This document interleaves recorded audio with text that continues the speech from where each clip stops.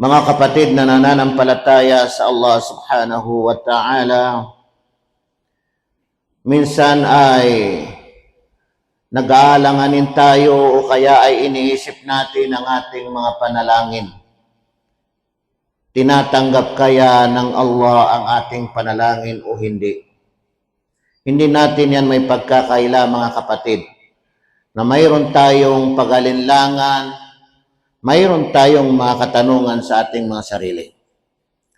Subalit huwag nating kalilimutan, mga kapatid na nananampalataya sa Allah, na mayroong tatlong bagay.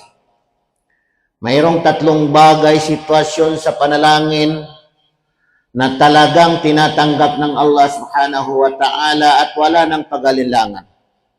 Hindi na tayo pwedeng mag-isip na tinatanggap kaya ito o hindi tinatanggap. Dahil tinatanggap ito ng Allah subhanahu wa ta'ala. Ang panalangin natin ay hindi na bababa sa atin, hindi na babalik sa atin. Maraming mga panalangin na bumababa rin, bumabalik din sa atin.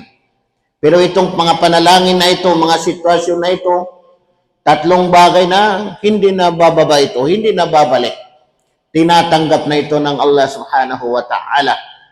Yan yung sinabi ni Propeta Muhammad sallallahu alaihi wasallam. Salasu da'awatin mustajabatun la syakka fihin. Tatlong mga panalangin na tinatanggap ang tatlong bagay na ito. La syakka fihin, wala nang pag-alinlangan sa tatlong ito. Unang-una ay da'watul walid, wa da'watul musafir, wa da'watul mazlum. Huwag natin ito kalilimutan, mga kapatid. Kapag nasa sitwasyon tayo na ganito, ay damihan natin ang ating panalangin. Unang-una ay da'watul walid, ang panalangin ng tatay. Ang panalangin ng tatay sa kanyang anak. Pag sinabi ng panalangin ng tatay, hindi sa kanyang asawa, hindi sa kanyang tatay, kundi panalangin ng tatay, ibig sabihin ay sa kanyang anak. Maging ito man ay da'watul walid li waladihi o kaya ay da'watul walid ala waladihi. Panalangin ng tatay para sa kanyang anak, para sa ikabubuti ng kanyang anak, o panalangin ng tatay laban sa kanyang anak. Kaya ingatan natin, mga kapatid na nananampalataya sa Allah, na kapag dumating sa punto na tayong mga magulang ay nagagalit, huwag natin ipanalangin ang ating mga anak ng kapahamakan o kaya ay anumang mangyayari sa kanila. Sanayin natin ang ating dila na ipanalangin natin ang ating mga anak para sa kanilang kabutihan, para sa patnubay ng Allah subhanahu wa ta'ala, para sa tawfiq na ibibigay ng Allah subhanahu wa ta'ala. Kung hindi man nabanggit dito, kasi ang nabanggit ay panalangin ng tatay, at hindi sabi na panalangin ng nanay, pero ayon sa paliwanag ng mga ulama, ay pumasok na dito yung panalangin ng nanay. Kung nabanggit ang tatay, ibig sabihin ay pumasok na yung nanay. Magkabaliktad. Kasi kung ang nabanggit ay nanay, hindi pumasok ang tatay. Pero pag ang tatay ay nabanggit, pumasok na yung nanay. At sa paliwanag pa ng mga ulama, mas matindi pa daw, kaya hindi na binanggit ang nanay, dahil sa mas matindi ang nanay kaysa sa, ibig sabihin ay tatay. Mas matindi kung ang nanay ang manalangin sa kanyang anak. Para sa kanyang anak o kaya ay laban sa kanyang anak. Kaya yung mga nanay huwag na huwag manalangin ng ikapapahamak o hindi maganda para sa kanyang o laban sa kanyang anak. Ipanalangin niya, anong silbi yung pag-aalaga natin, pagpapakain natin, pagpapaligo natin sa ating anak, kung hindi natin ipanalangin ang ating anak. Lagi nating ipanalangin, lalong-lalo na yung mga nanay, lagi nilang ipanalangin ang kanilang anak na patnubayan ng Allah, gabayan ng Allah, tawfiqan ng Allah subhanahu wa ta'ala. makabasa ng Quran, makasaulo ng Quran, o maging mangangaral, maging tanyag sa pangangaral sa ating pananampalatayang Islam. Yun ang unang-una. Da'watul walid. Pangalawa, da'watul musafir. Da'watul musafir. Ang panalangin ng taong naglalakbay. Sa panahon natin ngayon, panahon ng sobrang tag-init, napakainit na panahon, ay marami sa atin na nagbabakasyon o naglalakbay. Ang tinutukoy sa paglalakbay, mga kapatid, yung paglalakbay na para sa kabutihan. Para sa kabutihan. Paglalakbay na para sa kabutihan. Pero kung ang paglalakbay ay hindi para sa kabutihan, ay hindi yun yung ibig sabihin na tinutukoy na da'watul musafir. Paglalakbay para sa kabutihan. Nagbakasyon ka, umuwi ka sa Pilipinas.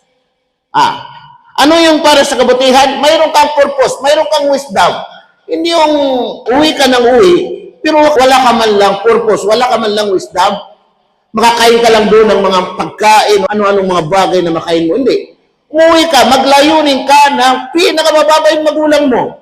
May parating mo sa kanyang Islam, magdala ka ng books, babasahin. Magdala ka ng Quran na mayroon translation ng Tagalog o English. Kausapin mo yung magulang mo, kausapin mo yung kapatid mo, kausapin mo yung mga anak mo. Nakakalungkot yung maglakbay tayo, magbakasyon tayo ng magbakasyon. Wala man lang tayong wisdom para sa ating pagbabakasyon. Yung da'watul musafir, magbakasyon ka, pero may layunin ka, mayroon kang wisdom sa iyong pagbabakasyon, para sa kabutihan.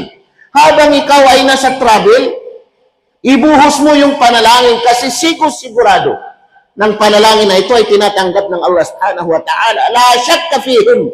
Wala nang pag-alinlangan. Sabi ni Propeta Muhammad sallallahu alaihi wasallam, dahil ito ay tinatanggap na. Yun yung pangalawa. Da'watul musafir, panalangin ng taong manlalakbay. Pangatlo, da'watu al-mazlum, panalangin ng taong naaapi. Panalangin ng taong naaapi. Sino itong mga naaapi? Yung mga mahihina. Kinamkam mo yung kanyang ari-arian. Kinuha mo yung kanyang karapatan. Hindi mo nirespeto. Hindi mo nirespeto yung kanyang katayuan, yung kanyang pagkatao, yung kanyang posisyon. Lahat yan ay karapatan ng yung kapwa. Kapag siya ay nanalangin, ay delikado. Kasi kapag nanalangin ang taong naaapi, madalas ang kanyang ipinanalangin ay kapahamakan para sa iyo. Maibalik sa kanya yung kanyang karapatan, maibigay sa kanya yung kanyang karapatan, yung para sa kanya, ay madalas ay ipapanalangin kanya ng para sa iyong kapahamakan. Kaya ingatan natin na makapang-api tayo ng sinuman. Makuha natin yung karapatan ng sinuman. O hindi natin maibigay ang karapatan ng sinuman. Kasi critical kapag siya ay nanalangin. Yun yung pangatlo. Tatlong bagay, huwag natin kalilimutan. Sa khutbah natin ito, tatlong panalangin na tinatanggap na wala nang pag-anilangan, sabi ni Propeta Muhammad sallallahu alaihi wasallam. Ano yung unang-una? Da'watul walid, panalangin ng tatay. Kapag nabagit ang tatay, ay pumasok na dito ang nanay. Pangalawa, da'watul musafir, panalangin ng taong manlalakbay. Pangatlo, da'watu al-mazlum, panalangin ng taong naaapi. Yung kinuha mo yung kanyang karapatan, inangkin mo yung kanyang ari-arian o anuman mga bagay na related sa kanya. Mga kapatid na nananampalataya sa Allah subhanahu wa ta'ala, paghandaan natin ito lahat. Bakit? Kasi lahat tayo ay babalik sa Allah subhanahu wa ta'ala. Na sinabi ng Allah subhanahu wa ta'ala, Ya ayyuhalladhina amanu ittaqullaha wal tanzur nafsum ma qaddamat lighad wattaqullah innallaha khabirum bima ta'malun. Tinawag ng Allah subhanahu wa ta'ala ang mga taong mga mananampalataya. Ya ayyuhalladhina amanu, o kayong mga nanampalataya, mga naniwala, ittaqullah, katakutan ninyo ang Allah. Pag sinabi na taqwa, ibig sabihin yung pagkatakot sa Allah subhanahu wa ta'ala. Ittaqullah. wal tanzur nafsum ma qaddamat lighad. At hayaan na hanapin ng bawat kaluluwa, bawat tao, yung para sa kanyang kinabukasan, para sa bukas. Yung ligad para bukas, ito yung tinatawag na sa tafsir ay liyawmil qiyamah, para sa araw ng paghuhukom. Ano yung madadala mo para sa araw ng paghuhukom? Dapat yan ang pagtuunan mo ng pansin. Hindi yung pinagtuunan mo ng pansin ay yung mga makamundong bagay. Pagtuunan mo ng pansin, ano yung madadala mo pagdating sa araw ng paghuhukom. Yan ang taong matalino. Wattaqullah, at katakutan ninyo ang Allah. Wattaqullah, at katakutan ninyo ang Allah. Inna Allaha khabirum bima ta'malun. Katotohanan, ang Allah ay batid niya ang lahat ng inyong mga ginagawa. Lahat ng ating mga ginagawa dito sa mundo, malaki man o maliit, ay batid ng Allah subhanahu wa ta'ala. Kaya inuulit natin ang tatlong bagay na huwag natin kalilimutan. Pag nasa sitwasyon tayo, alhamdulillah, tayo mga magulang, karamihan sa atin ay mga magulang na. Ibig sabihin ay karamihan sa atin ay nasa sitwasyon na ito. Sitwasyon sa tatlong bagay na ito. Na ibig sabihin, unang-una, panalangin ng tatay, pumasok ng nanay, panalangin ng manlalakbay para sa kabutihan, panalangin ng taong naapi. Aqulu qawli hadha wastaghfirullah li wa lakum.